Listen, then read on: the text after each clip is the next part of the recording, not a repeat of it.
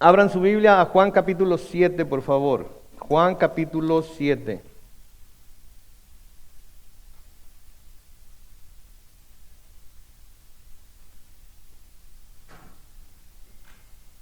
Juan capítulo 7. ¿Ya lo encontraron?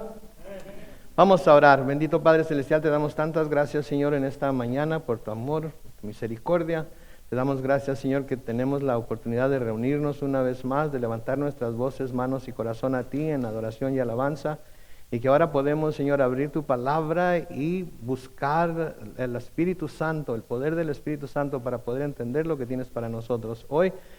Y no solamente entenderlo, sino darnos el deseo de poder aplicarlo en nuestras vidas también. Nos encomendamos entonces a ti, en el nombre glorioso de Cristo Jesús. Y la iglesia dice: muy bien, estamos en el capítulo 7 de Juan, y en este capítulo 7 hemos estado aprendiendo algunas cosas acerca de Jesús, acerca de la familia de Jesús. Hoy vamos a aprender algo acerca de los fariseos y de los líderes judíos de aquel tiempo, los líderes religiosos judíos de aquel tiempo. Y a menudo cuando hablamos de los fariseos, cuando hablamos de los líderes judíos, hablamos de ellos con cierto despecho, ¿verdad?, por lo que hicieron y por cómo trataron a Jesús, etcétera. Pero debemos de entender que todo lo que el Señor inspiró a los escritores de la Biblia a poner en estas páginas es porque tienen una enseñanza para nosotros. Y creo que si vemos la forma en la que se comportaban los fariseos y los líderes religiosos de los judíos, pues encontramos cosas ahí que debemos aplicar a nuestra vida como cristianos para no caer en el mismo error que ellos cayeron. ¿Okay? Entonces, tienen su razón de estar en los evangelios. No es nada más para que los odiemos o porque hablemos mal de ellos o porque los veamos como gente mala, que lo fueron, ¿verdad? Sino para que aprendamos algo de ellos también. Mi mamá tiene un dicho que siempre me decía cuando andaba ahí, ¿verdad?, cascabeleando con los amigos y todo eso. Siempre me... ¿Cuál es? Se me fue la onda, se me fue el dicho. Siempre me decía que debería yo de aprender en cabeza ajena. En otras palabras, que viera lo que le estaba pasando a otras personas por las decisiones que estaban tomando y que aprendiera de ellos sin tener yo que caer en los mismos errores. Entonces, cuando leemos acerca de los fariseos, acerca de los líderes religiosos judíos de aquel tiempo, lo vemos no para juzgarlos, porque no somos nadie para juzgarlos, y a lo mejor después de que juzgaron al Señor e hicieron todo lo que hicieron, algunos de ellos se arrepintieron. ¿Y dónde creen que nos los vamos a encontrar? En el cielo. Entonces no somos nadie para juzgar, ¿verdad? Entonces no debemos de juzgarlos nada más, sino que debemos de buscar aprender de ellos y no caer en los mismos errores que ellos cayeron. Entonces seguimos hoy en el capítulo 7 de Juan, y para agarrar el hilo de lo que está pasando, vamos a comenzar a leer desde el versículo 1 otra vez. Dice: después de estas cosas Jesús andaba en Galilea y no quería andar en Judea porque los judíos procuraban matarlo. Los judíos ya querían matarlo. Como ya estaba cerca la fiesta de los judíos, la de las enramadas, sus hermanos le dijeron: sal de aquí, vete a Judea para que también tus discípulos vean las obras que haces. No estaba hablando de sus 12 discípulos, sino de todos aquellos que caminaban con él, lo seguían a él y andaban con él de ciudad en ciudad, que iban para escuchar sus enseñanzas. Versículo 4, porque ninguno que procura darse a conocer hace algo en secreto. Ya que haces estas cosas, manifiéstate al mundo. Y es que ni siquiera sus hermanos creían en él. Lo que nos dice, como ya hemos visto, que sus hermanos querían que fuera a Judea, sabiendo que iba a ser perseguido, sabiendo que por lo que había hecho los líderes judíos ya lo traían entre ojos, y lo están animando a que fuera lo estaban animando a que fuera, a pesar de que ellos sabían lo que podía pasar. Sí, en versículo 6 dice: entonces Jesús les dijo: para mí el momento aún no ha llegado, para ustedes cualquier momento es siempre bueno. Diciendo así que el momento de revelarse, como ellos estaban deseando y queriendo que se revelara, todavía no había llegado, por lo tanto no iba a ir. Para ellos, en cualquier momento podían ir y venir, porque el mundo no tenía nada contra ellos. Entonces ellos tenían la libertad de ir, venir, hacer, decir, porque el mundo no se lo tomaría en mal. Versículo 7 dice: el mundo no puede odiarlos a ustedes, pero a mí me odia, porque yo hago constar que sus obras son malas. Y nos da aquí la razón por la que los fariseos, por la que los líderes religiosos judíos lo odiaban. porque con su comportamiento, con su manera de hablar, con su manera de enseñar y con los temas que le enseñaba al pueblo, estaba poniendo en evidencia el verdadero corazón de los fariseos y los líderes religiosos. Y esa es parte de la razón por la que deseamos y queremos enseñar la palabra siempre, porque la palabra revela nuestro corazón. Santiago nos dice que es un espejo. Y cuando presentamos la palabra de Dios, tal y como está escrita, ese espejo es expuesto delante de nosotros y podemos ver en qué es en lo que estamos fallando. Podemos ver en qué es en donde no estamos llegando al nivel que debemos llegar espiritualmente hablando. Y no es para juzgarnos ni para condenarnos, es para que en realidad nos demos cuenta de si somos lo que decimos ser, porque si no somos lo que decimos ser, la palabra nos va a poner en evidencia. Y cuando nos ponga en evidencia, nos va a suceder lo mismo que a los líderes religiosos les sucedió. Nos van a rechazar. Y podemos ir a evangelizar, podemos hablarle a las personas de Cristo, podemos hablarles del amor de Dios, de la gracia, etcétera, etcétera, etcétera. Pero más van a hablar nuestros hechos y nuestra manera de comportarnos entre la gente que las palabras que estamos diciendo. Entonces, debemos de prestar atención a lo que se nos está diciendo en estos pasajes. Noten en el versículo 8, seguimos leyendo ahí. Vayan ustedes, le dice el Señor a sus hermanos, vayan ustedes a la fiesta, yo no iré todavía a esa fiesta. En otras palabras, ustedes vayan, pero yo no voy ahora. O cuando menos, como vamos a ver más adelante, lo que les está diciendo es que Él no va a ir al mismo tiempo que ellos. Y luego noten lo que sigue diciendo, porque el momento para mí aún no ha llegado. Y el momento para Él del que está hablando aquí es de revelarse a sí mismo como el Mesías, de revelarse a sí mismo como el Hijo de Dios. Esto es lo mismo que le dijo a María, ¿se acuerdan en el capítulo 2 de Juan? Cuando María va y le dice que el vino se había acabado en las bodas de Caná, y le dice, ¿qué quieres conmigo, mujer? Mi tiempo todavía no llega. Sí, todavía no llega. Entonces todavía no llegaba el tiempo de que Él se revelara completamente. Aunque después de este viaje, Él ya no va a volver a Galilea, se va a quedar en Judea y va a empezar a revelar ahora sí quién era. Todavía no había llegado el tiempo. Noten el versículo 9. Después de decirles esto, se quedó en Galilea. Entonces, Él les dijo, vayan ustedes, yo todavía no voy.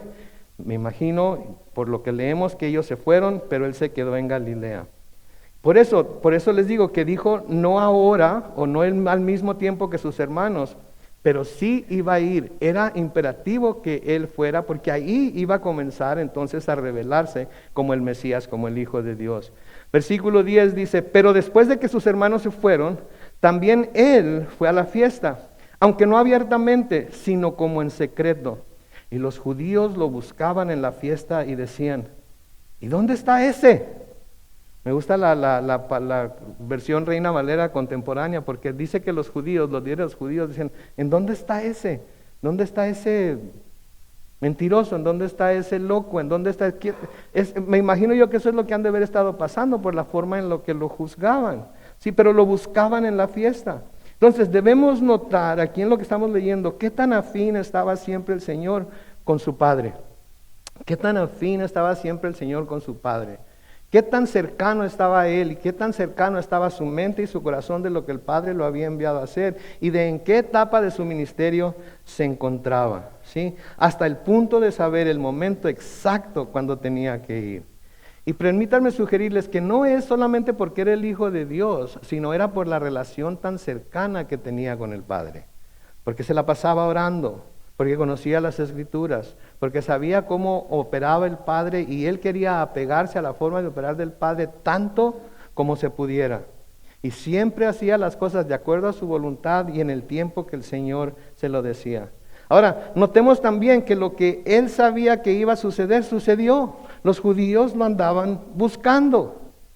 Ellos sabían que porque era la celebración de la fiesta, él estaría ahí.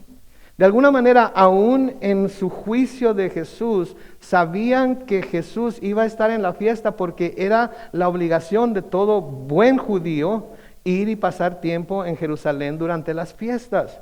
Entonces, porque lo habían visto ahí anteriormente en las fiestas que ya habían pasado, están esperando que Él vaya. Están fijándose en todo lo que hace. Están fijándose en cómo se comporta.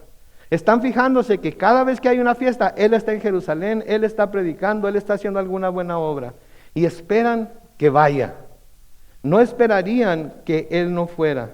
Esperan que vayan porque sabían que el Señor Jesucristo no estaba quebrantando ninguna ley como ellos lo acusaban de quebrantarla. Al contrario, estaba buscando cumplir con toda la ley. Entonces ellos al verlo, cómo se comportaba, ellos al ver cómo operaba Él, se daban cuenta de que siempre quería hacer la voluntad de Dios. Por lo tanto, viene el día de la fiesta o vienen los días de la fiesta, que si se acuerdan son 8 días, la fiesta de los tabernáculos, y esperaban verlo ahí. Anticipaban verlo ahí.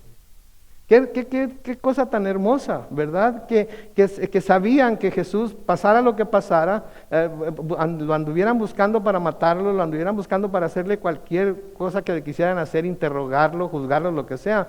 De todas maneras, Jesús, por hacer la voluntad del Padre, sabía en dónde tenía que estar y buscaba estar ahí. Y ellos podían contar con ello. En el versículo 12 noten lo que dice. También la multitud murmuraba mucho acerca de Él.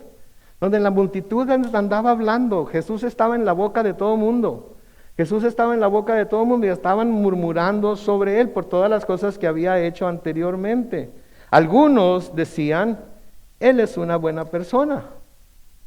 Entonces algunos lo miraban como una buena persona y como buena persona que era, sin duda desearía obedecer la ley, ¿cierto? Lo miraban como buena persona por las obras que hacía, por la forma en la que hablaba. De nuevo, hablaba de tal forma que todo mundo respetaba sus enseñanzas y todo mundo recibía sus enseñanzas. ¿Por qué? Porque hablaba como si tuviera autoridad, como vimos la semana pasada. Entonces algunos decían, Él es una buena persona, pero otros decían, no lo es, sino que engaña a la gente. Entonces, como buena persona, desearía obedecer la ley, desearía obedecer a Dios, pero como engañador, buscaría ir a la fiesta por la cantidad de gente que podría alcanzar con sus enseñanzas y seguir engañando. ¿Se veían ustedes las dos maneras que tenían de ver a Jesús? Uno es buena persona, el otro, sí, es un engañador, es un mentiroso. Y tanto el uno como el otro estaban al tanto de lo que Jesús hacía. Hablaban de Él, murmuraban de Él, esperaban que hiciera algo cuando lo veían, esperaban que enseñara algo cuando lo veían, pero murmuraban. No lo hacían abiertamente. ¿Por qué? En el versículo 13, aunque por miedo a los judíos, ninguno hablaba abiertamente de Él. ¿Por miedo a quién? A los judíos, que eran los líderes religiosos. Ninguno hablaba abiertamente de Él. Y saben que esto es lo que a veces detiene a mucha gente de hablar de Jesús. Esto es lo que a veces detiene a mucha gente de evangelizar a compañeros de escuela, compañeros de trabajo, a familiares, etcétera, etcétera. Tienen temor, tienen miedo de lo que se pueda decir de uno. Tenemos miedo de lo que se pueda decir de uno porque hablamos de Jesús, porque nos van a señalar como religiosos, nos van a señalar como santurrones, nos van a señalar como aleluya, nos van a señalar como sea. Pero esas cosas que sabemos que de vez en cuando se dicen acerca de los cristianos, nos hacen que tengamos miedo y que no hablemos abiertamente de Jesús. Pero cuando estamos con hermanos que sabemos que creen como nosotros, que sabemos que tienen la misma visión de quién es Jesús, somos todos unos teólogos, ¿no es cierto? Ahí sí somos todos unos teólogos, citamos versículos al revés y al derecho del libro que raras veces leemos como Amós y Nehemías y Jeremías, que si no es porque se mencionan en la iglesia, ni siquiera les pasáramos por encima. Pero cuando estamos con gente que conoce, somos todos unos teólogos y alegamos, ¿verdad? Y yo creo que esto quiere decir aquello, y yo creo que esto quiere decir esto, etcétera. Pero cuando estamos con gente que no conoce, que ya hemos quizás oído algunos comentarios acerca de lo que piensan de los cristianos y del cristianismo, ¿que tú no eres cristiano? Pues sí, pero no de esos fanáticos que andan con la Biblia por todos lados.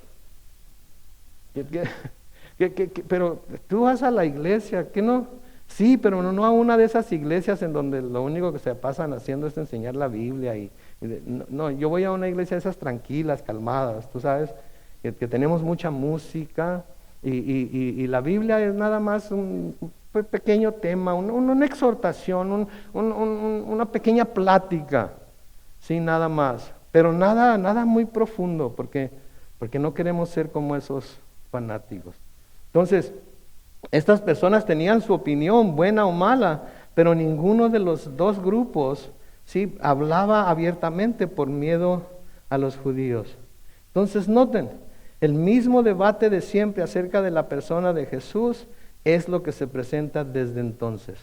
Es el mismo debate que se ha tenido siempre desde que Él se manifestó, desde que Él empezó a servir, desde que Él empezó a hacer su ministerio, llevar a cabo su ministerio en la tierra. Es el mismo debate que se ha tenido. Por un lado, Jesús es un hombre de buenos principios, vivió una buena vida, tenía buena conversación, era bueno, amable, se preocupaba por el cuerpo del ser humano tanto como por el alma, predicaba buenas enseñanzas, hacía buenas cosas por la gente. ¿Sí? Es fácil de decir esas cosas acerca de Jesús, nadie puede decir que no lo era, nadie puede decir que ninguno de esos atributos tenía Jesús o que no tenía ninguno de esos atributos, porque su vida y lo que leemos en los evangelios y a través de lo que Pablo predica acerca de él, eso es precisamente lo que nos presenta. Pero luego, pero Jesús era o es mucho más que solo eso. Jesús sigue siendo mucho más que solo eso. Él es quien decía ser. Él es el Hijo de Dios. Él es el Mesías prometido por Dios. Y como testificó Juan el Bautista, Él es el Cordero de Dios que quita el pecado del mundo. ¿Sí? Entonces es mucho más que un buen maestro. Es mucho más que un hombre de buenos principios. Es mucho más que un hombre que vivió una buena vida. Él es el Hijo de Dios, el Mesías prometido por Dios y el Cordero de Dios que quita el pecado del mundo. Nosotros lo hemos visto, nosotros lo hemos reconocido y por ello nosotros hemos doblado la rodilla delante de Él y lo llamamos nuestro Señor y nuestro Dios como Santo Tomás. Y por eso lo alabamos, por eso lo adoramos, por eso buscamos servirle, por eso buscamos agradarle con nuestras vidas, no para ser salvos, sino porque ya somos salvos por medio de Él y ahora en muestra de gratitud nos entregamos a vivir para Él. Amén. Por el otro lado, siempre ha habido los que dicen que Jesús era un mentiroso, que Jesús era un lunático, que Jesús era un loco. Y los judíos decían que Jesús estaba tratando de apartar al pueblo de la ley de Moisés, que les enseñaba a quebrantar la ley del día de reposo, que se hacía pasar por el Mesías, pero no lo era. ¿Sí? Y que decía que era el Hijo de Dios, por lo tanto se estaba haciendo igual a Dios y por eso lo juzgaban. Entonces, por un lado es bueno, por el otro lado es un engañador. ¿Sí? Por un lado, todo lo que hacía lo hacía bien. Por el otro lado, para todo lo que hacía tenía un motivo escondido que era buscar su propia gloria, que era buscar engrandecerse él. ¿Sí? Pero estos grupos estaban equivocados, ¿sí? Porque por un lado Jesús era mucho más de lo que ya dijimos, pero por el otro lado Jesús nunca enseñó que se desobedeciera la ley de Moisés. Jesús nunca dijo que se quebrantara ni nunca dio excusas para quebrantar la ley de Moisés, porque en Mateo 5:17, el mismo Señor Jesús nos dice: no piensen ustedes que he venido para abolir la ley o los profetas. No he venido para abolir, sino ¿para qué? Sino para cumplir. Para cumplir la ley, Él, pero también para enseñar a sus seguidores a cumplir con esa ley. Pero no a cumplir con esa ley para ganarse el favor de Dios, sino a cumplir con esa ley porque era justa, cumplir con esa ley porque era lo que Dios había usado para revelar el pecado, cumplir con esa ley porque era buena, como vamos a ver más adelante. ¿Sí? Pero no para ganarse la salvación por medio de esa ley. Y creo yo que nosotros como cristianos a menudo queremos echar a la ley por la ventana y nunca pensar en ella. No debemos de pensar en ella para buscar la salvación, pero sí debemos de pensar en ella para saber cómo caminar mientras estamos aquí en la tierra. Y para que la ley nos revele lo que la ley está diseñada para revelar, el pecado. El pecado, porque aun cuando ya somos cristianos, cuando leemos la ley o cuando estudiamos la ley, nos damos cuenta de que aun cuando ya somos salvos, seguimos siendo pecaminosos. Y nos damos cuenta entonces de la gracia que necesitamos de Dios. Entonces los dos grupos tenían y tienen su perspectiva y su opinión acerca de Jesucristo, pero los dos estaban de alguna manera equivocados. Los dos estaban de alguna manera equivocados, porque unos decían que era bueno, pero era mucho más que bueno. Otros decían que era engañador y que enseñaba al pueblo a desobedecer la ley, pero no había nada más lejos de la verdad que eso. Él vino a predicar la verdad, pero vino a predicar la verdad juntamente con la gracia, ¿verdad? Porque la gracia sin la verdad se le quita toda la validez, se le quita todo el poder. Pero la verdad sin la gracia es muy difícil de aceptar. Al menos para mí, aceptar mi verdad sin la gracia de Dios es muy difícil. Porque lo primero que viene a mi mente al ver mi verdad es cómo es posible que un Dios tan perfecto, santo y justo me acepte a mí como parte de su familia, que me haga a mí un hijo suyo. Pero luego viene la gracia, veo la gracia y digo, por eso es posible. Porque a pesar de lo malo que fui, y a pesar de lo malo que sigo siendo, y a pesar de lo malito que todavía soy, de todas maneras la gracia de Dios me cubre. La gracia de Dios me cubre, porque donde abunda el pecado por medio de la ley que nos revela qué tan pecaminosos somos, sobreabunda que la gracia de Dios. Apréndanse esa verdad. Aprendan, pero no para pensar que por ello podemos seguir pecando sin ningún problema, sino para que estemos mucho más agradecidos porque la gracia de Dios todavía está a nuestro alcance, ¿verdad? Porque por medio de Jesucristo podemos acercarnos al trono de la gracia y recibir el oportuno socorro. ¿Sí? Entonces debemos estar siempre agradecidos con eso. Y es que desde el principio, ¿sí? Jesús dividía a las personas. Hay mucha gente que quiere que todos nos unamos en Jesucristo. Si tú crees en Jesucristo y yo creo en Jesucristo, y no importa qué Jesucristo creas, siempre y cuando sea Jesucristo y siempre y cuando creas en Él y leas la Biblia, todos podemos todos podemos estar unidos y ser como uno, ¿verdad? Y reunirnos alrededor de la fogata y cantar canciones con guitarra y estar en paz todos con todos. Y se cree que eso es lo que Jesucristo vino a hacer, pero eso no fue lo que Jesucristo vino a hacer. Porque desde el principio Jesús dividía a las personas. Los que lo escuchaban no podían permanecer neutrales.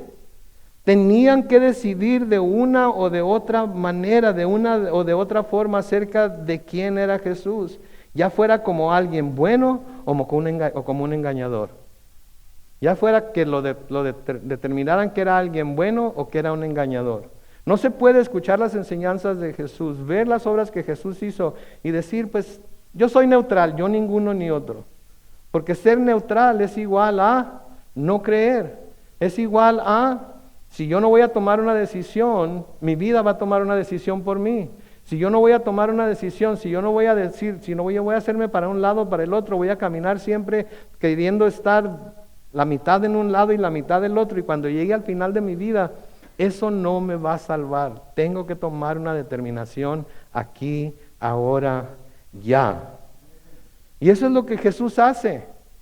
Sí, eso es lo que Jesús hace. En Lucas capítulo 12, los versículos 51 al 53, noten las mismas palabras del Señor Jesucristo. ¿Creen ustedes que he venido a la tierra para traer paz? Pues les digo que no, sino más bien división. Quédense ahí. Todos pensamos que si Jesucristo viene a la tierra va a haber paz.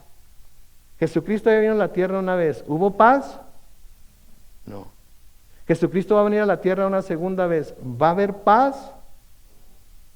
Pero cuando establezca su reino va a haber paz, pero paz como la paz romana, va a ser paz a fuerzas. Los primeros 1000 años de su reinado, Él va a forzar a todo mundo a vivir en paz. Él va a forzar a todo mundo a obedecerlo. Él va a forzar a todo mundo a ver las cosas como Él las ve. Pero después de 1000 años, ¿qué va a suceder? Va a soltar a Satanás una vez más del abismo. ¿Y por qué lo va a soltar? Es algo que podemos platicar después. Pero lo va a soltar. ¿Y qué va a suceder con todos aquellos que vivan en la tierra durante esos 1000 años? que cuando Él esté gobernando y cuando todo sea paz y cuando todo sea tranquilidad, ¿qué va a suceder? Se van a rebelar contra Jesús otra vez. Entonces, Jesús vino, pero vino no a traer paz, sino a traer división, y va a traer división hasta el final, cuando los verdaderos hijos de Dios sean arrebatados y llevados al cielo y podamos vivir con Él para toda la eternidad. Pero aquí en la tierra no va a haber paz.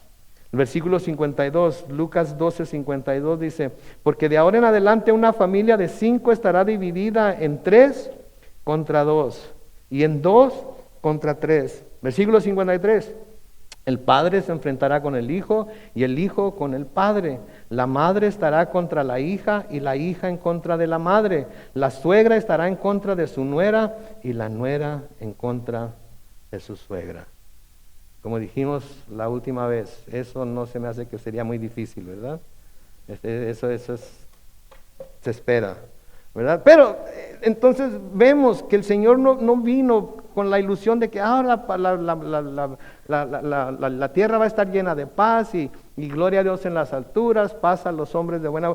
Sí, al venir Jesucristo, Dios estaba ofreciendo paz a los hombres, paz y buena voluntad a los hombres. ¿Sí? Pero eso no quiere decir que el hombre la va a aceptar.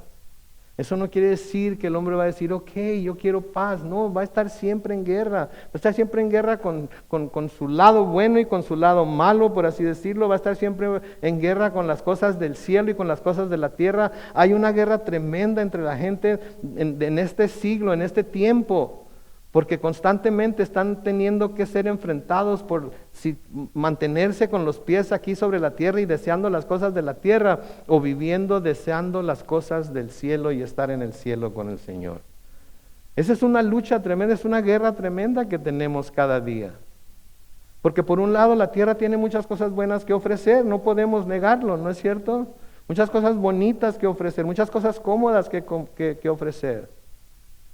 Sí, pero si no nos cuidamos y nos entregamos a solamente buscar las cosas terrenales, vamos a hacer a un lado las cosas celestiales y el final de nosotros va a ser peor, ¿sí?, que lo que nosotros creemos.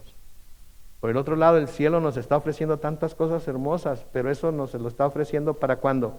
Para el futuro. ¿Y cuánto nos gusta esperar por las cosas buenas en el futuro? A nadie nos gusta esperar, todos lo queremos ya, lo queremos ahora, lo queremos bonito, lo queremos, ¿verdad? ¿Por qué? Porque es lo que nos llama la atención. Entonces el Señor vino y hace una división y sigue causando divisiones. Sigue causando divisiones.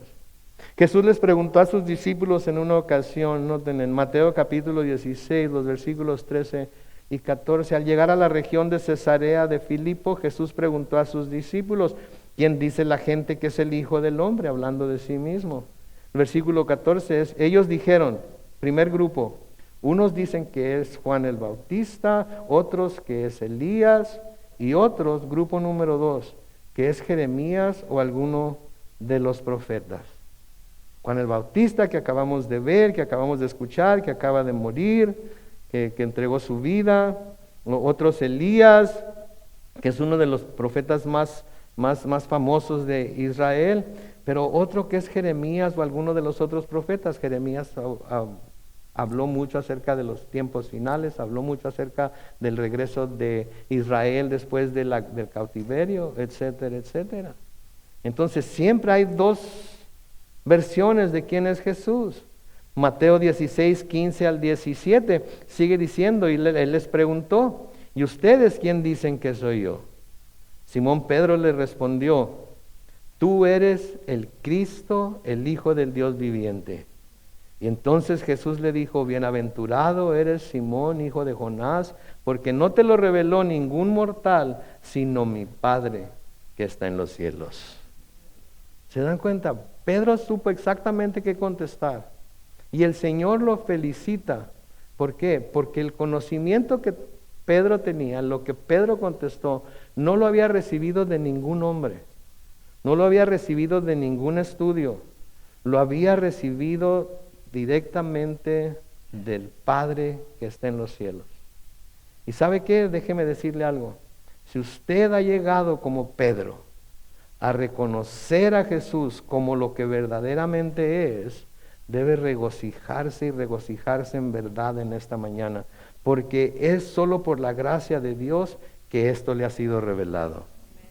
Es solo por la gracia de Dios que esto le ha sido revelado.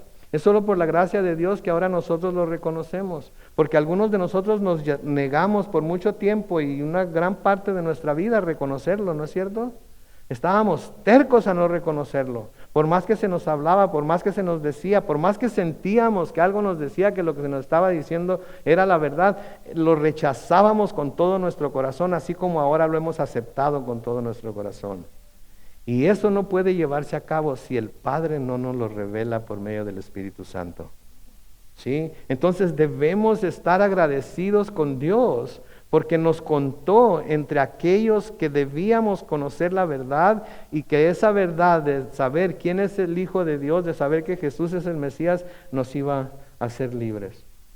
C.S. Lewis dijo en alguna ocasión, y no lo voy a citar directamente, lo voy a parafrasear, pero C.S. Lewis dijo en una ocasión, no se puede decir, yo estoy dispuesto a aceptar a Jesús como maestro moral, pero no acepto su afirmación de que fuera Dios.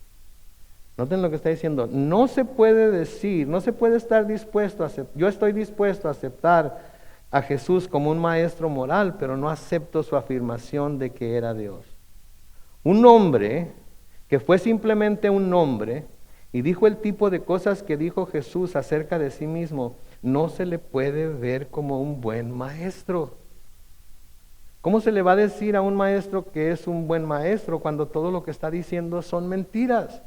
¿Cómo se le va a decir a un hombre buen maestro cuando todo lo que está diciendo es una locura? Cuando todo lo que está diciendo, lo está diciendo para él sacarle provecho y no para en realidad enseñar la verdad de lo que era la voluntad de Dios y lo que era el plan de Dios para salvación. No se puede. De nuevo, un hombre que fue simplemente un hombre y dijo el tipo de cosas que dijo Jesús acerca de sí mismo, no se le puede ver como un buen maestro.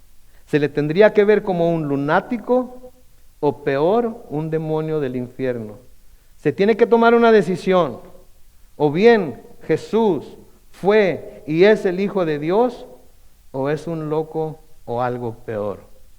Y termina diciendo C.S. Lewis, pero no salgamos con condescendencias sin sentido, afirmando que solo fue un gran maestro moral. Él no nos dejó abierta esta opción, y esa no fue su intención. O es un lunático mentiroso, o es el Hijo de Dios. Y los únicos que podemos decidir quién y lo que es, somos todos nosotros. Podemos escuchar lo que se nos presenta acerca de su vida, podemos leer lo que se nos dice en la Biblia acerca de las cosas que hizo, cómo operó, cómo se habló de sí mismo, y tenemos que tomar una decisión. Y si no tomamos una decisión, esa indecisión va a tomar la decisión por nosotros. ¿Sí? Porque si no tomamos una decisión, tenemos que reconocer que nuestra eternidad depende de esa decisión. Y tenemos que estar conscientes de que Dios no desecha a nadie, pero mucha gente sí desecha a Dios porque decide no ver a Jesucristo como Él dijo que era. Versículo 14 de Juan 7 dice, a la mitad de la fiesta Jesús fue al templo y comenzó a enseñar. Entonces noten, ahora 3 o 4 días después, porque la fiesta duraba un total de 8 días, así es que habían pasado cuando menos unos 3 o 4 días desde que comenzó la celebración.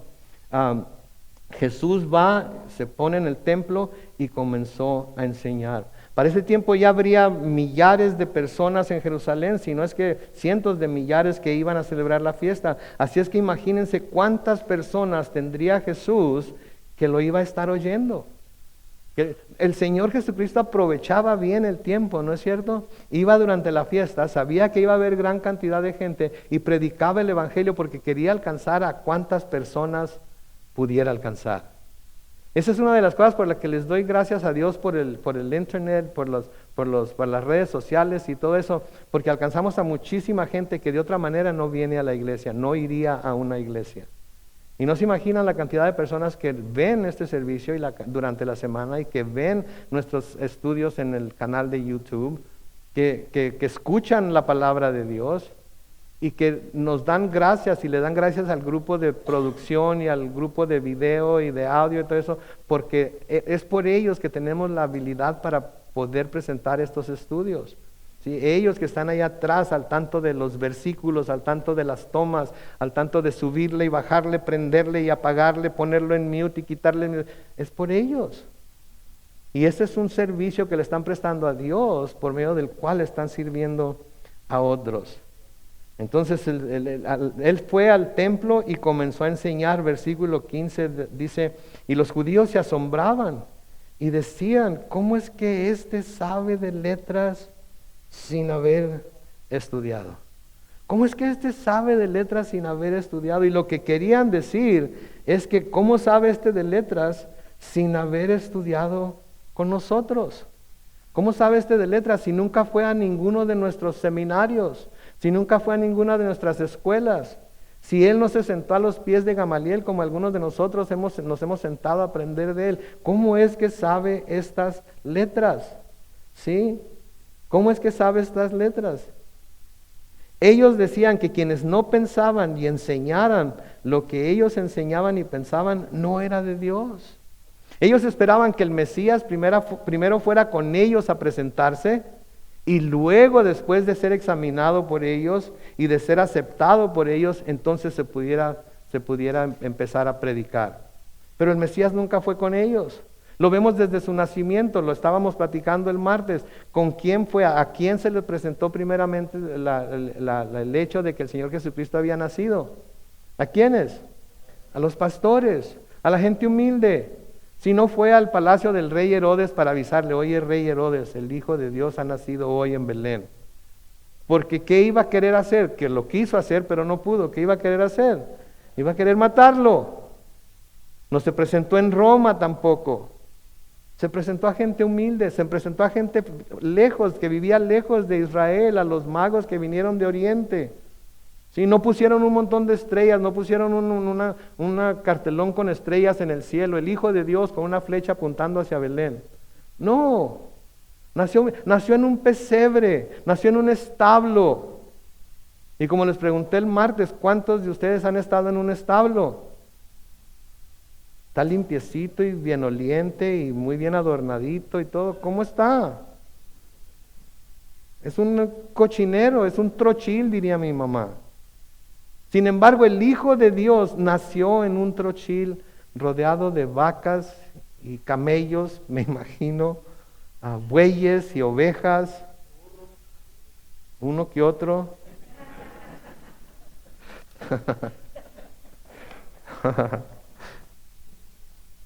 Pero ahí fue donde nació el Hijo de Dios. No se hizo gran alarde de su nacimiento, más que a la gente humilde.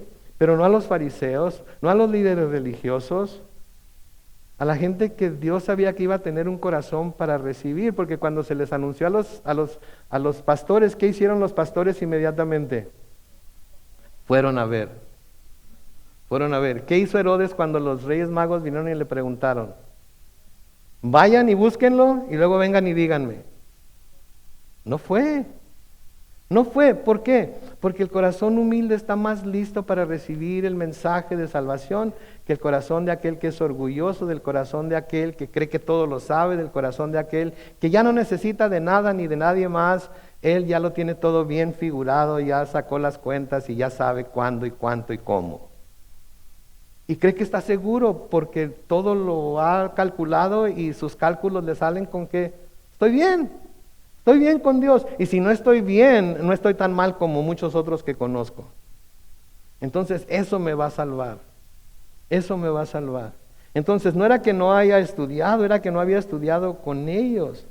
¿Sí? Pero como hemos estado viendo en nuestro estudio en Isaías, la sabiduría y el conocimiento que Jesús mostraba no venía de Él precisamente, venía del Espíritu Santo a Él. En Isaías capítulo 11, los versículos 1 y 2, noten lo que dice: una vara saldrá del tronco de Yesé. Yesé es Isaí en la Reina Valera 60, que es el papá de David, que iba a ser el padre según la carne del Mesías. Un vástago retoñará de sus raíces. Sobre él, sobre este vástago, sobre él reposará el Espíritu del Señor, el Espíritu de sabiduría, y de inteligencia, el espíritu de consejo y de poder, el espíritu de conocimiento y de temor del Señor. Entonces no necesitaba haber estudiado con ellos. Tenía lo más importante, que era el Espíritu Santo de Dios sobre él. Y aunque estudiar la palabra de Dios es importante, aunque escudriñar la palabra de Dios es importante, lo más importante para todos los que en un momento dado quieran enseñar la palabra de Dios, quieran predicar la palabra de Dios, quieran predicar el Evangelio, es la unción del Espíritu Santo. Porque podemos tratar de ir a hacerlo por nuestras propias fuerzas y ¿saben qué vamos a lograr? Nada. Pero si buscamos la unción del Espíritu Santo y buscamos ser dirigidos por el Espíritu Santo y no presentar nuestra opinión, sino lo que la palabra de Dios dice, Dios va a usarlo, a pesar de que seamos quienes seamos, Dios lo va a usar para su honra y su gloria. Y luego noten lo que les dice en el versículo 16.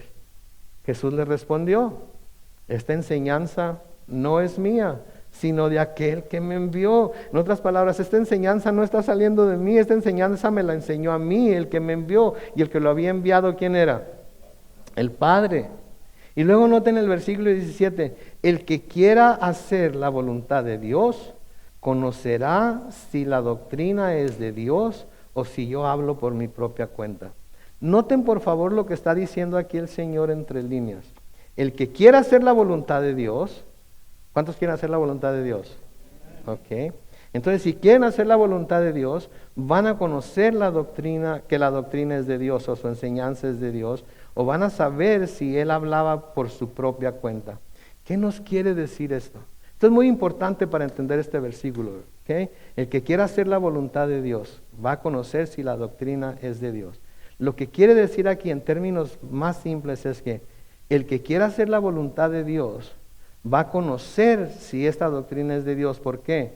Porque la manera de comprobar que lo que Jesús estaba enseñando, ¿sí? Y nos sigue enseñando, era y es la palabra de Dios, y la forma en la que sabemos que es la voluntad de Dios es poniéndola en práctica. Es poniéndola en práctica. Si queremos saber que la doctrina que Jesús enseñó es la voluntad de Dios, tenemos que obedecer esa doctrina, tenemos que ponerla en práctica en nuestras vidas, porque si no las ponemos en práctica en nuestras vidas, de nada nos sirve el conocimiento, porque lo que comprueba que lo que Jesús enseñó es que nosotros lo pongamos en práctica en nuestra vida, y al ponerlo en práctica en nuestra vida, comprobamos que es la voluntad de Dios. Sí, es como cuando van con el doctor y tienen alguna enfermedad y les dan una medicina y les dan todas las instrucciones en la etiqueta de la medicina, les dicen cuántas, qué tan seguido, etcétera, etcétera, etcétera. Y ustedes se la llevan a casa y abren el botiquín y la ponen en el botiquín y nunca se la toman. ¿Van a saber si la medicina sirve para su enfermedad o no? No van a saber para nada si la medicina sirve para su enfermedad. No van a saber para nada. Pero si la toman, van a saber si sirve o no. Porque los va a hacer sentirse mejor.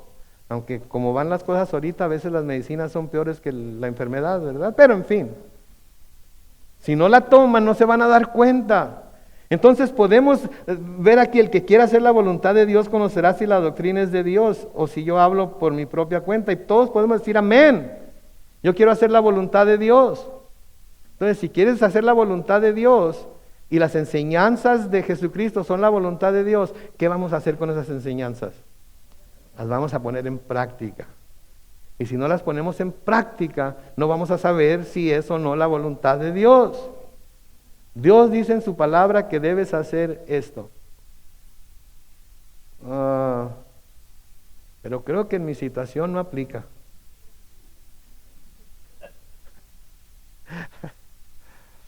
Creo que eso es para otro tipo de problema, no para el mío. ¿Sí? Entonces es como si el doctor le dice, tiene cáncer y necesita quimioterapia, y usted le dice, yo no quiero quimioterapia. O tiene que ponerse yo no quiero esta vacuna. O tiene que tomarse yo no quiero esta medicina. ¿Cómo le va a ayudar? No le puede ayudar. Entonces, si queremos saber si las enseñanzas de Jesucristo son la doctrina de Dios, son las enseñanzas de Dios, es lo que Dios le habló para dar, tenemos que poner en práctica lo que Jesucristo dice en la palabra. Y al ponerlo en práctica nos vamos a dar cuenta si es si son palabras de Dios o no son. Entonces, si queremos conocer cuál es la voluntad de Dios, o que si lo que Él nos está enseñando es la voluntad de Dios, debemos ponerlo en práctica. Y si queremos conocer cuál es la voluntad de Dios, ¿a dónde debemos ir a buscarla siempre? A la palabra de Dios. A la palabra de Dios. Noten lo que dice en Juan, y vamos a verlo más detenidamente cuando lleguemos ahí, pero noten en Juan capítulo 12, versículos 46 al 50, Jesucristo hablando de sí mismo dice: yo soy la luz y he venido al mundo para que todo aquel que cree en mí no permanezca en tinieblas. Al que oye mis palabras y no las obedece, ¿escucharon eso? Al que oye mis palabras y no las obedece, no lo juzgo, porque no he venido a juzgar al mundo, sino a salvar al mundo. Versículo 48, el que me rechaza y no recibe mis palabras, énfasis en no recibe mis palabras, tiene quien lo juzgue. ¿Quién es el que lo va a juzgar? Y es la palabra que le he hablado. Es como que Dios les está diciendo: un día, cuando estén sufriendo las consecuencias de sus decisiones, voy a venir a ustedes y les voy a decir: ¿qué te dije? Como que qué gordo nos cae cuando alguien, ¿verdad? Cuando alguien nos da un consejo, nos dice que debemos hacer algo, no lo hacemos, ¡pum!, nos vamos de trompa al suelo y luego, ¿qué te dije? Nos dan ganas de agarrarlo a cachetadas, ¿no es cierto? ¿Por qué? Porque sabemos que fue nuestra culpa. Entonces, el que me rechaza y no recibe mis palabras, tiene quien lo juzgue, y es la palabra que he hablado. Ella lo juzgará, en el día final, porque yo no he hablado por mi propia cuenta. El Padre que me envió me dio también el mandamiento de lo que debo decir y de lo que debo hablar. Y sé que su mandamiento es vida eterna. Por lo tanto, lo que yo hablo, lo hablo como el Padre me lo ha dicho. Y si queremos saber si lo que Jesucristo nos está diciendo es lo que el Padre dijo, tenemos que tomarlo en serio, tenemos que practicarlo en nuestras vidas, y en la práctica se va a comprobar la veracidad de la palabra que Él nos está dando. En la práctica, no en guardarla aquí y en guardarla acá, que es bueno, no me malentiendan, pero de nada nos sirve si no lo ponemos en práctica. Tenemos que ponerlo en práctica. Es bueno saberlo, es bueno memorizarlo, pero tenemos que ponerlo en práctica. Versículo 18, el que habla por su propia cuenta busca su propia gloria, pero el que busca la gloria del que lo envió, este es verdadero y en él no hay injusticia. ¿De quién estaba hablando? Estaba hablando de sí mismo. ¿Sí? Y es muy fácil saber cuando una persona busca glorificar a Dios o busca glorificarse a sí mismo. La prueba de un maestro es si enseña o no el mensaje de Dios. Jesús dio el mensaje de Dios. Jesús siempre buscó la gloria del que lo envió. Y porque ese fue su objetivo, el glorificarlo a Él. Él era verdadero y justo. Porque si en verdad queremos glorificar a Dios, vamos a ser verdaderos y vamos a hablar justicia. Vamos a ser verdaderos y vamos a hablar justicia, porque estamos hablando en el nombre de Dios, estamos hablando acerca de Dios. Versículo 19, noten lo que dice: ¿acaso no les dio Moisés la ley y ninguno de ustedes la cumple? ¿Por qué procuran matarme? Y este es uno de esos versículos que salen de la izquierda o la derecha y como que no tiene sentido que estén en donde están. ¿Verdad? Porque está hablando acerca de no hablar por su propia cuenta, está hablando acerca de dar gloria a Dios, está hablando acerca de ser verdadero y de que en Él no hay injusticia, y luego de repente sale: ¿acaso no les dio Moisés la ley y ninguno de ustedes la cumple? ¿Por qué procuran matarme? Noten entonces lo que les está diciendo aquí. Les está diciendo: Moisés les dio la ley. Y luego en mi mente pregunta: ¿correcto? Y los líderes dirían: correcto. Y ustedes creen que esto viene de Dios, ¿correcto? Y los líderes dirían, correcto. Y luego les pregunta entonces, ¿por qué no la cumplen? ¡Pum! ¿Verdad? Ahí es cuando, en donde, es como nosotros, es como si yo les dijera, ustedes creen, ¿verdad? Ustedes creen que esto es lo que estamos hablando, es la voluntad de Dios, ¿correcto? Pero para que lo comprueben, tienen que ponerla en práctica, ¿correcto? Entonces, ¿por qué no la ponen en práctica? ¿Se fijan al razonamiento de nuestro Señor Jesucristo aquí? Es lo que está diciendo, es lo que está diciendo aquí. Moisés les dio la ley y ustedes creen que viene de Dios. Entonces, ¿por qué ninguno de ustedes la cumple? Y no solamente no la cumplen, sino que procuran matarme. Y lo que les está diciendo en esa preguntita, ¿por qué procuran matarme? Es esto. Y si ustedes no la cumplen, ¿ok? ¿Por qué quieren matarme a mí? Porque según ustedes yo no la estoy cumpliendo.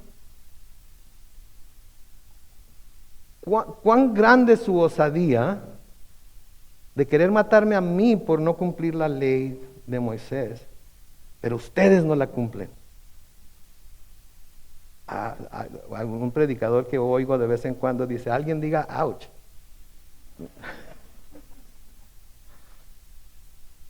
Sí me explico.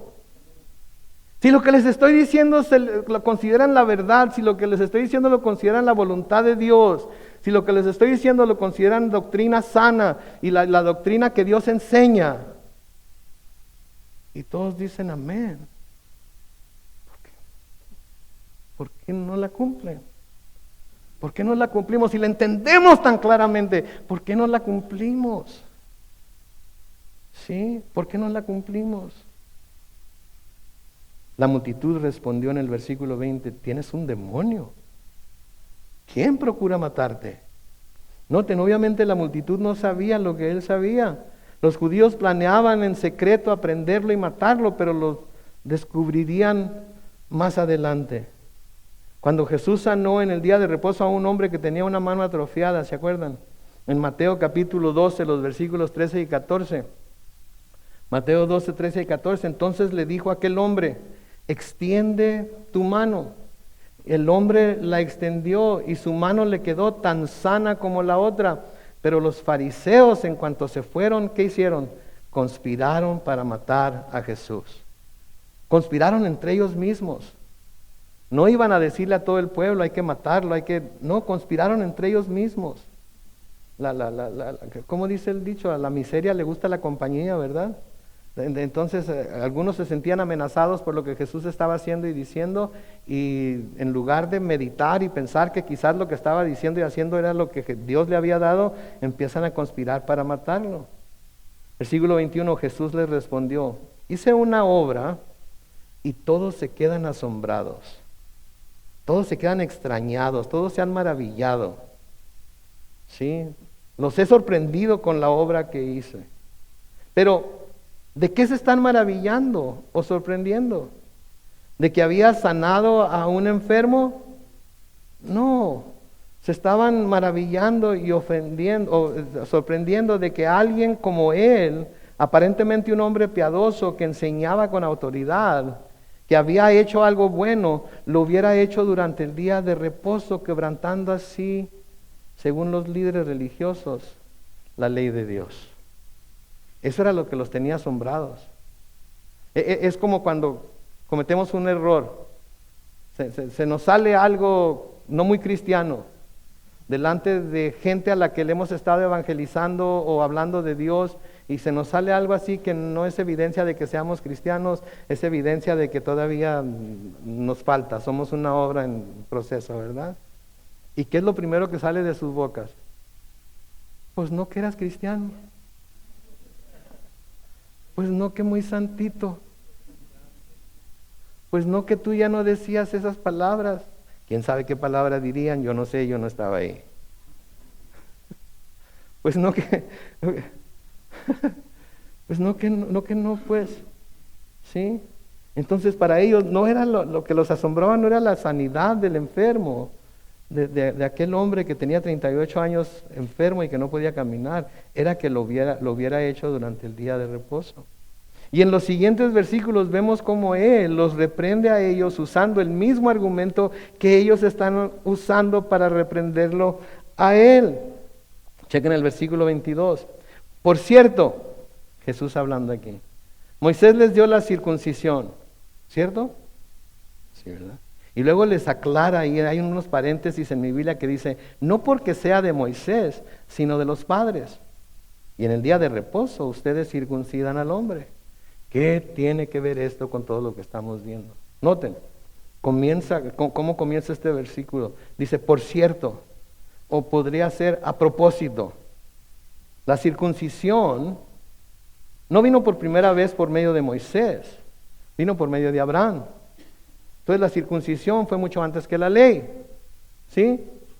En Génesis capítulo 17, versículos 9 al 12, noten, Dios también le dijo a Abraham, tú por tu parte guardarás mi pacto, tú y tu descendencia por tus generaciones. Este es el pacto que yo hago con ustedes y que ustedes guardarán, es decir, tú y tu descendencia. Todo varón que haya entre ustedes será circuncidado. Ustedes circuncidarán la carne de su prepucio como señal del pacto entre nosotros. A los 8 días de nacido será circuncidado todo varón que haya entre ustedes en todas sus generaciones, lo mismo los nacidos en casa como los comprados por dinero, a cualquier extranjero y que no sean de su linaje. 400 años después, Moisés reitera esta ley en Levítico 12:3.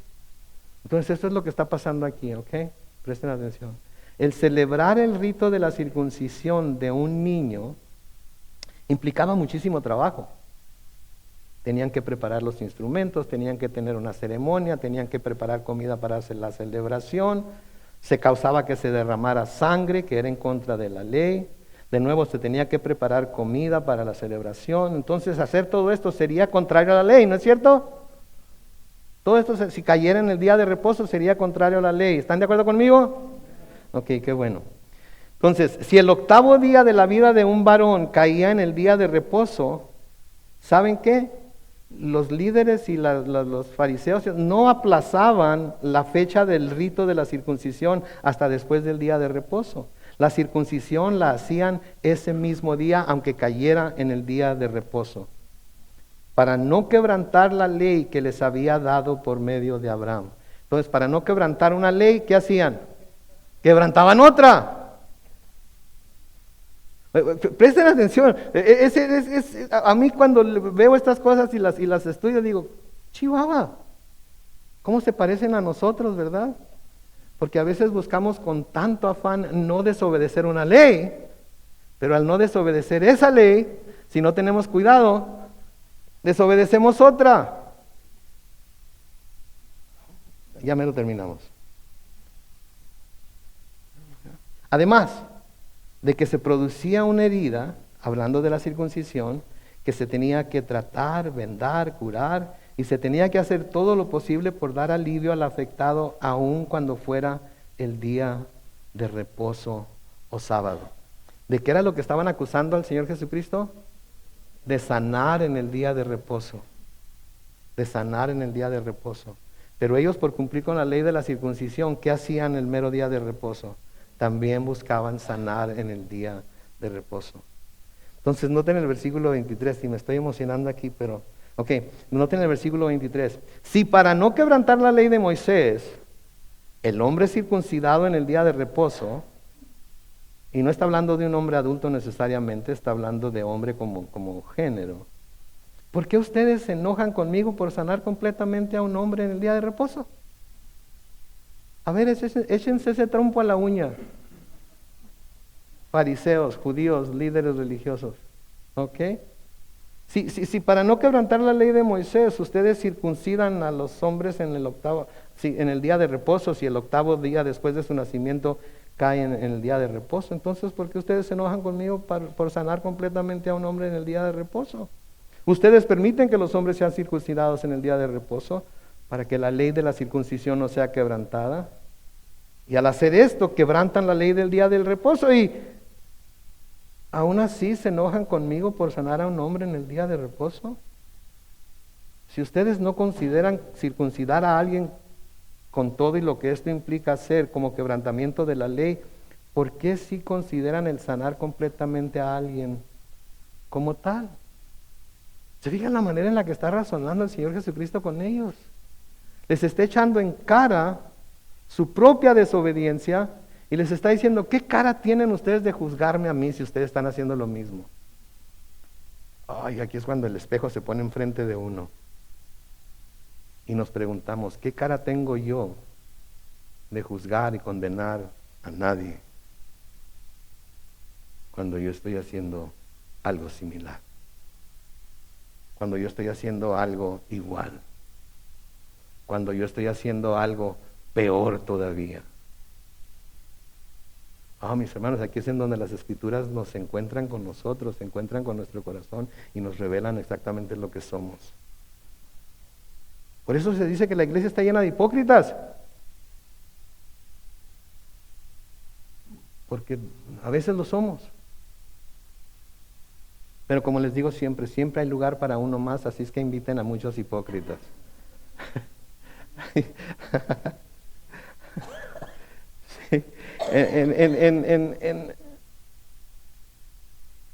En Mateo capítulo 12, los versículos 5 al 8 dice, ¿o no han leído ustedes en la ley que en el día de reposo los sacerdotes que están en el templo profanan el día de reposo y no se les culpa de nada? Era mucho trabajo servir en el santuario. Era mucho trabajo degollar los animales, desangrarlos, quitarles el pellejo, partirlos en piezas para presentarlos como holocausto, como sacrificio. Era mucho trabajo, sin embargo los sacerdotes no dejaban de trabajar. Versículo 6, pues yo les digo que aquí está uno mayor que el templo. Si ustedes supieran lo que significa misericordia quiero y no sacrificio, no condenarían a los inocentes, porque el Hijo del Hombre es Señor del día de reposo. En otras palabras, ten cuidado de que al juzgar a otro, no te estés juzgando a ti mismo. Porque somos muy buenos para juzgar a otros. Pasamos juicio rapidísimo. Nada más lo vimos de reojo, pero ya sabemos lo que está haciendo. Ni siquiera nos fijamos bien, ¿verdad? Ni siquiera nos fijamos bien. Pero ya estamos pasando juicio, ya estamos pasando a la persona por tela de juicio, porque nos pareció que eso era lo que estaba haciendo. Nos pareció que eso era lo que dijo. Nos pareció que eso era lo que escuché. No escuché muy bien y ya me está fallando los oídos porque ya estoy medio... Pero estoy seguro que eso fue lo que escuché. ¿Sí? Entonces, estaban tan ocupados juzgando y condenando a otros, en este caso a Jesucristo, por quebrantar la ley, que ni cuenta se daban en cuántas formas ellos mismos quebrantaban la ley. En el versículo 24 el Señor Jesucristo les dice, sean justos en sus juicios y no juzguen según las apariencias. ¿Han oído el dicho? Las apariencias engañan. Las apariencias engañan. No porque ustedes piensen que alguien está haciendo algo, esas personas están haciendo lo que ustedes piensan. Si ustedes quieren que se les dé el beneficio de la duda, tienen que darle el beneficio de la duda a todos los demás también. Si ustedes no quieren ser juzgados, no deben juzgar a los demás tampoco. Pero si van a juzgar, sean justos en sus juicios. ¿Cuántos justos hay?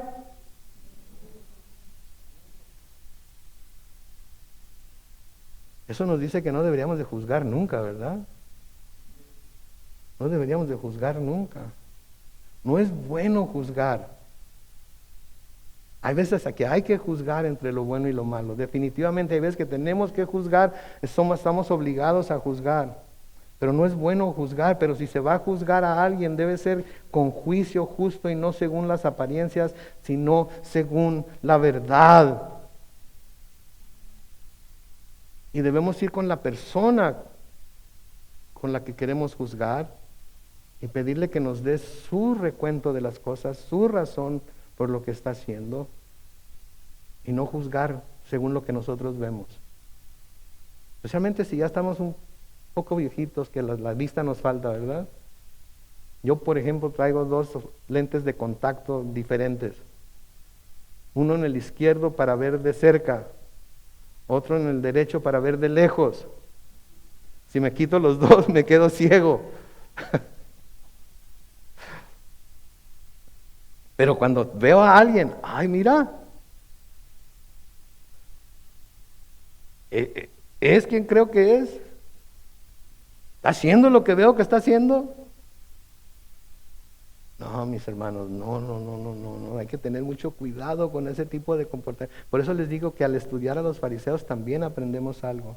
No es bueno juzgar, pero si se va a juzgar a alguien debe ser con juicio justo y no según las apariencias y no según la verdad. Y si no tenemos la verdad hay que ir a buscar la verdad. Y si no podemos encontrar la verdad, entonces mejor en boca cerrada no entran moscas. Y no andamos desparramando chismes y cosas que no tenemos ningún derecho de desparramar. Porque como dice mi mamá, todos tenemos cola que nos pisen. Pero si hay que corregir a un hermano, vayan con el hermano y corríjanlo. No anden ahí murmurando. ¿Se fijó? ¿Saben qué? Quiero hablarles del hermano fulano, que tenemos que orar por él, ¿ok? Tenemos que orar por él. Vamos a juntar un grupo de hermanos para orar por él porque anda en malos caminos. Vaya con él. Dígale lo que lo vio hacer. A lo mejor tiene una explicación muy clara y buena por lo que estaba haciendo. Una vez traía yo una cosita así de este tamaño, es blanca, tiene una brochita y la usaba para limpiarme los dientes y lo traía en la boca, iba manejando bien tranquilo en el freeway. El domingo siguiente me hablaron algunos de los pastores de la iglesia y me dijeron, ven para acá, porque ya me habían puesto como anciano ahí en la iglesia. Ven para acá, queremos hacerte una pregunta, pero queremos que nos digas la verdad, ¿ok? ¿Fumas? Ande pues. Es que traía la cosilla esa en la boca y parecía que traía un cigarro. ¿Fumas? Me puse a pensar, ¿fumo? Hacía como 20 años que no fumaba. No, es que el otro día te miramos en el freeway y nosotros veníamos del otro lado y te miramos y parecía que traías un cigarro. Oh, mira, puede ser esto.